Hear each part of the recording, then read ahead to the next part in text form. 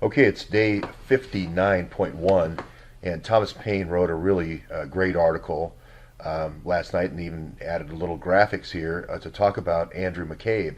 And this is the title of the article if you haven't read it. Comey and Mueller looked the other way as McCabe actively met with Russian crime figures. And these are the rat lines. These right here are the rat lines. These rat lines are worse than the old rat lines. There's a guy named Robert Hansen who sold secrets from the FBI while working inside the FBI to the Russians for 22 years up until 2001. He got caught in a sting operation. Was Andy McCabe the guy who replaced Robert Hansen for Mueller and Comey?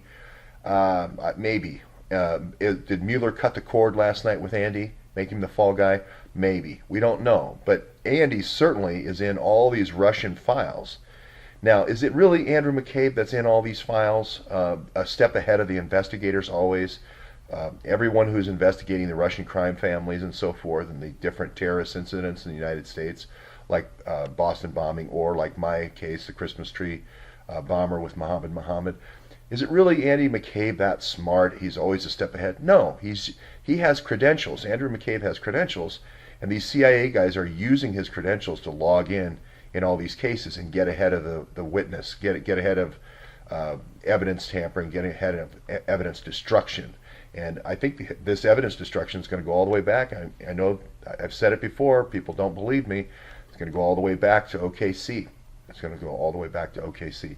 Now, the OKC bombing. I know how hard that is for people to believe, but I'm just saying it right now.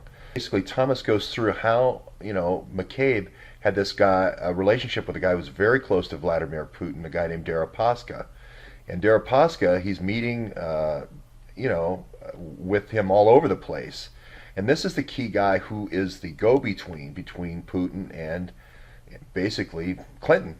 That's Andy's our go-between on our side, and Deripaska's the go-between on the Russian side. You can read all that and how Comey and Mueller look the other way. That's what leads me to believe maybe Comey and Mueller installed Andy as the go-between and now are cutting the cord. But you can read about the Boston bombing. Here, Andy as a supervisor shouldn't be in field level cases. He is.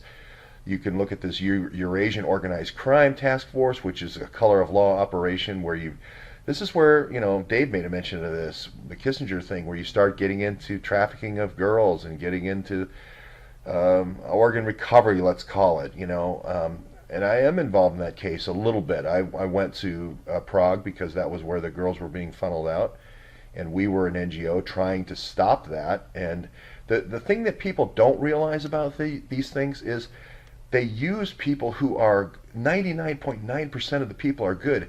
They'll go ahead and meet with the NGO and say, hey, let's get these girls out of here. Let's get them to Montreal. We can get them to speak French, whatever. Or let's get them over to the Ukraine, or let's get them over to Prague, right? So they can use the color of law and also the color of goodwill to move people to a foot away from where they need them. Then they compromise them. So they'll use the whole machinery.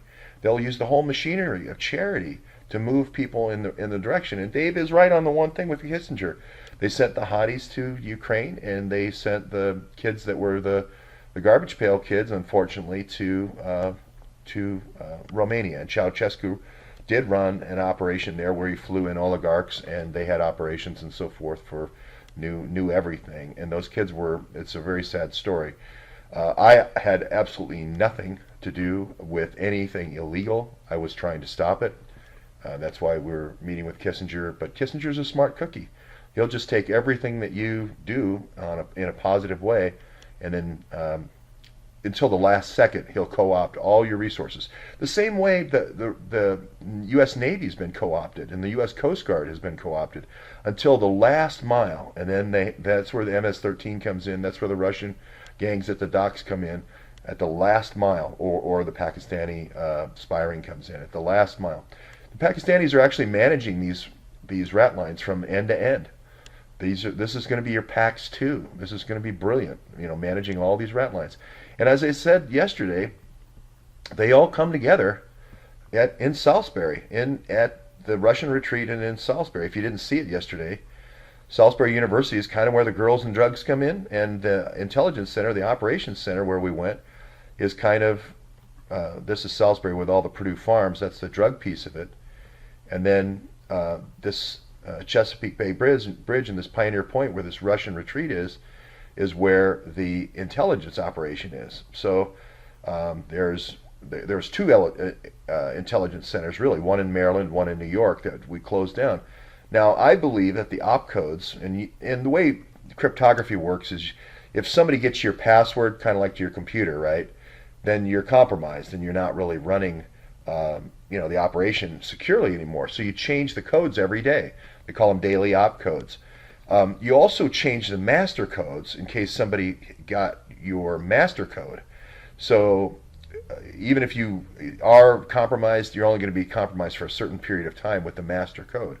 And now I don't know how often the NSA gives out master codes, but what I believe is, and these people, remember, I'm not the one who accused them of doing espionage out of here.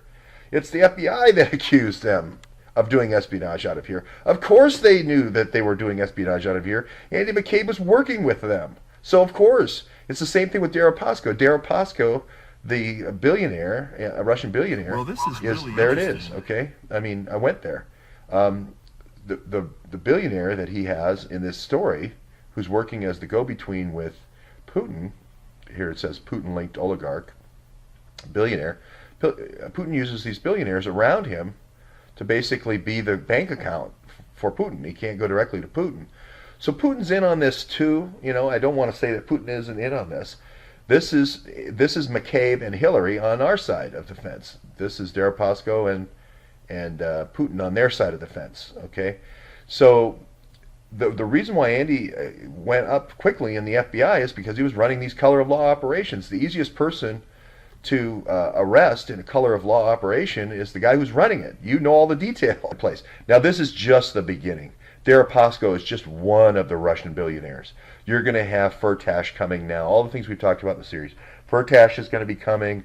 Pinchuk is coming. Gooby Gooby Goo, Gubarov is coming. All those guys are coming. And it's all going to be put together. You're going to find when Nellie Orr starts testifying, and Bruce Orr as well, start testifying, you're going to see that there is a communications network with these folks. I'm not sure it's going to be ham radio or not, but I think it might be. I think it might be this, radio and receivers and so forth that the Awans maintain. So I know that sounds fantastical, but here we go.